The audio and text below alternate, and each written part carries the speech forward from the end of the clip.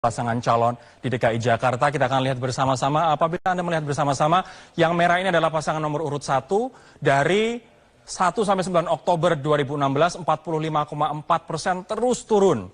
Posisinya Anda bisa saksikan, kemudian bahkan mencapai titik terendah 28,8%. Ini di tanggal 6 hingga 14 Desember.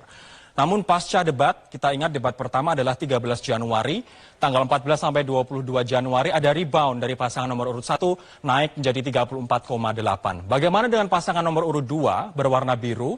Awalnya 22,4 di awal Oktober 2016, kemudian terus naik sampai dengan 6 hingga 14 Desember 2016.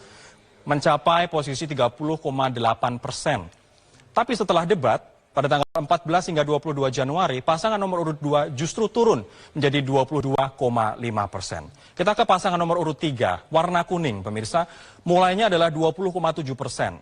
Kemudian naik tipis menjadi 23,3, 23,9, 24,4, dan terakhir pasca debat naik menjadi tipis 2% daripada periode sebelumnya, yakni 26,4%. Nah, kita lihat bagaimana suara undecided voters, yakni warna putih.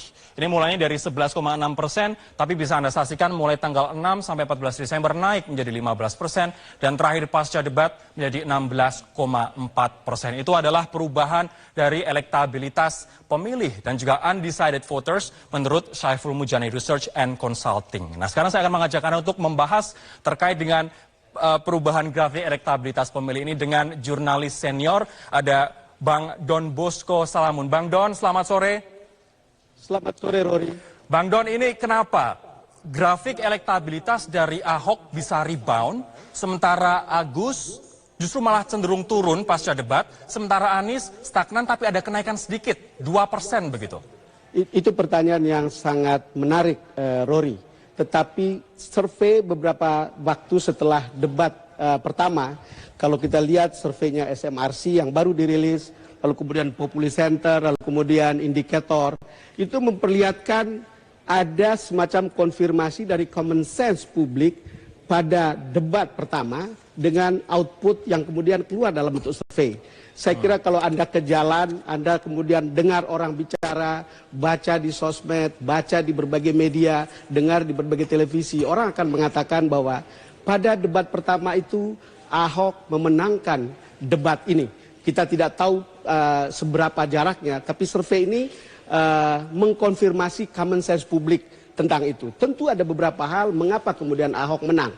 Secara umum orang berbicara tentang bagaimana debat itu berlangsung di antara dua pasangan yang sedang berusaha keras untuk memahami Jakarta, belajar tentang Jakarta, lalu mengungkapkan apa-apa yang ingin dikerjakan sesuai dengan apa yang mereka pahami. Sementara Ahok dan Jarot adalah orang yang sudah memahami seluk-beluk Jakarta karena memang mereka petahana, lalu kemudian mereka juga sudah mengerjakan banyak, lalu mengatakannya dengan cara yang sederhana. Mereka tidak perlu terlihat menghafal, mereka tidak perlu banyak menyampaikan kata-kata, mereka hanya menyodorkan angka, mereka hanya menyodorkan fakta yang mereka kerjakan dengan kalimat sederhana. Publik bisa menangkap itu, lalu kemudian tentu mereka akan, publik mempunyai referensi untuk mengatakan, oh begini. Yang menarik sebetulnya, Rory, kenapa kemudian Agus itu menurun? Saya sungguh tidak tahu, tetapi mungkin ada sekarang terjawab pertanyaan, kenapa misalnya sebelumnya Agus enggan berdebat di televisi. Cuman pertanyaannya mungkin teman-teman surveyor bisa menjawab pertanyaan ini. Apakah ketika Agus berbicara, lalu kemudian ketahuan tingkat pemahamannya, lalu kemudian orang mulai ragu, dalam arti hearing is believing. Ataukah memang karena memang baru mengenal atau baru menyampaikan pengenalan tentang Jakarta. Jadi saya kira ini sangat menarik. Jadi kalau Ahok naik tinggi sudah bisa dipahami karena dia memahami. Lalu kemudian kalau Anies stabil seperti yang Anda katakan tadi, memang Anies di dalam posisi yang menurut saya bermain di level tengah.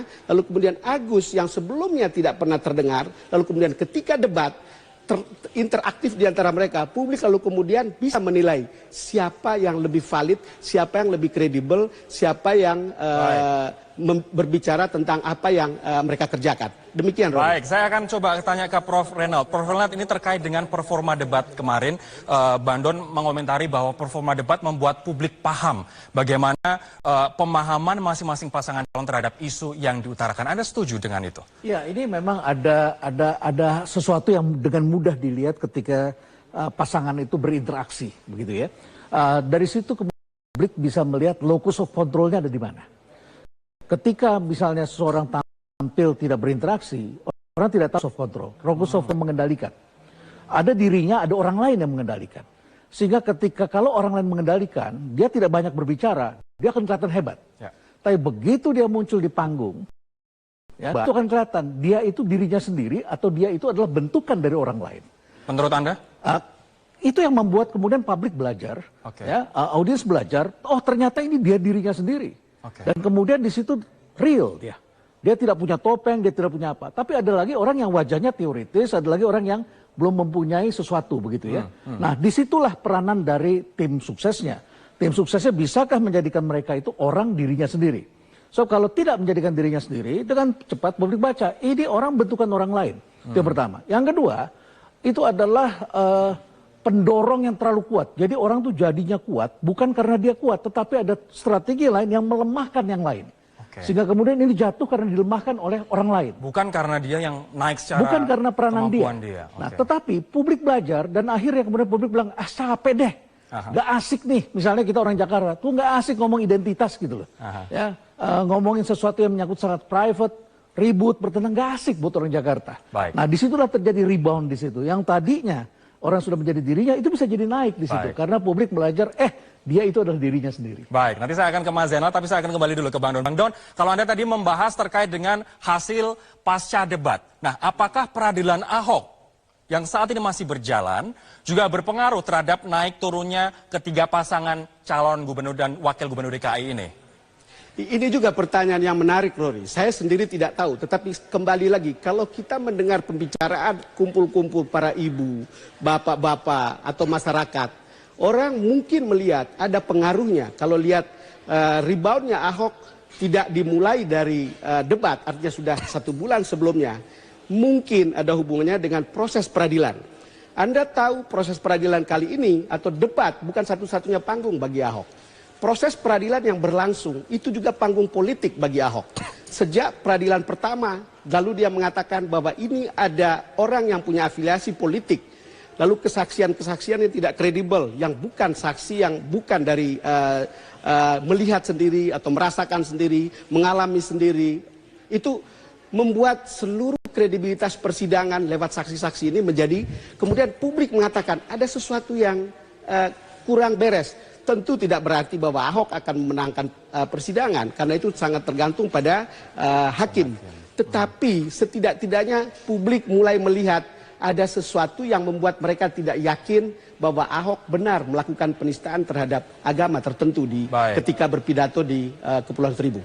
Baik, saya akan ke Mas Zainal. Mas Zainal, sebenarnya yang publik inginkan lebih itu program kerja dan juga prestasi yang nyata, atau sebenarnya dugaan penodaan agama yang justru malah mempengaruhi publik untuk memilih atau tidak memilih pasangan tertentu? Yang pertama kan kita harus lihat beginilah, itu kan bahasa standar pertarungan antara orang yang mau mengubah, mau melakukan perubahan dengan orang yang mau mempertahankan apa yang sudah dilakukan dan akan memperbaiki sedikit demi mengadopsi atau mengadaptasi dengan apa yang diinginkan oleh publik. Dan saya tidak akan bicara soal image dan sebagainya karena dua orang ini adalah jauh lebih ahli di situ. Cuman kan kalau mau dilihat peran gubernur, biasanya kan kita bicara di 2 level nih. Gubernur itu kan dia adalah wakil pemerintah pusat di daerah dalam yang disebut dengan dekonsentrasi, dan dia juga adalah pelaksana pemimpin di daerah itu sendiri dalam fungsi yang disebut dengan sentralisasi dan perbantuan. Nah, dari term itu kita kan melihatnya substansi yang bisa dilakukan pada perdebatan pertama. Pada debat pertama kan terlihat betul bahwa ada yang mampu untuk membawakan kapasitas di mana dia bisa menyelaraskan dengan apa yang dibuat oleh pusat, membuat sebuah terobosan yang nggak aneh-aneh banget gitu, membuat terobosan yang terasa punya akar, punya akar dengan hukum keuangan negaranya, hukum administrasi negaranya dan lain-lain. Nah, disitulah barangkali cukup berpengaruh. Itu yang pertama. Yang kedua, kalau soal problem hukum di luar dari perdebatan yang ada kemarin, misalnya yang terjadi di persidangan di kasus penistaan, sih menganggap bisa jadi ya, bisa jadi tidak. Bisa jadi ya, bisa jadi bisa tidak. jadi ya, bisa jadi tidak. Tergantung. Mereka berdua akan jauh lebih. Walaupun masyarakat Jakarta dinilai adalah masyarakat paling dan paling analytical begitu terkait. Tapi yang menarik barangkali bisa kita lihat apakah memang ini mempengaruhi keseluruhan cara pandang orang terhadap Ahok. Karena jangan-jangan ini yang disebut dalam term-term pemilu kada itu kan ada juga yang disebut pemilu disebut dengan silent voters. Kadang-kadang ada yang mau melihat wait and see. Baru dia akan memperlihatkan hasil yang berbeda dengan yang sebenarnya di dalam hatinya dengan yang ingin dia lakukan. Dan itu barangkali akan memberikan efek yang besar. Baik, kita harus jeda terlebih dahulu teman-teman. Nanti saya akan sedikit membahas terkait dengan beda lembaga survei, beda hasilnya. Apa penyebabnya? Kami akan kembali sesaat lagi.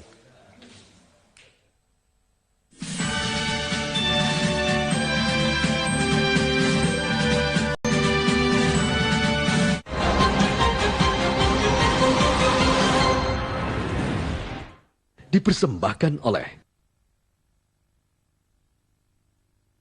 didukung oleh Why choose Hydro Coco? I choose original, natural, Healthy dari perkebunan kelapa terbesar.